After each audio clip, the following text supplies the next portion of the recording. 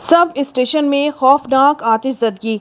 बरतानिया का मसरूफ़ तरीन हेथ्रो एयरपोर्ट आज पूरा दिन बंद रहेगा। बरतानिया का मसरूफ़ तरीन हेथ्रो एयरपोर्ट बिजली की फराहमी में खलल के बाइस आज पूरा दिन हर किस्म की आमदोरफ्त के लिए बंद रहेगा। बरतानवी मीडिया रिपोर्ट्स के मुताबिक लंदन के हेथ्रो एयरपोर्ट को बिजली देने वाले सब स्टेशन में आग लग गई, जिसके बाइस एयरपोर्ट को बिजली की फराहमी में शदीद खलल पड़ा है। तर्जुमान हेथ्रो एयरपोर्ट का कहना है कि एयरपोर्ट आज 21 मार्च को रात तक बंद रहेगा। मुसाफिर एयरपोर्ट ना आए, एयरलाइन से राब्ता करें। मीडिया रिपोर्ट्स के मुताबिक हेथ्रो एयरपोर्ट पर रोजाना तकरीबन 1300 परवाजें आती और जाती हैं। एयरपोर्ट की तमाम दिन बंदिश से लाखों मुसाफिरों को परेशानी का सामना होगा। बरतानवी मीडिया का बताना है कि मगरबी लंदन में सब स्टेशन में आग लगने से हजारों घर भी बिजली से महरूम हो गए हैं।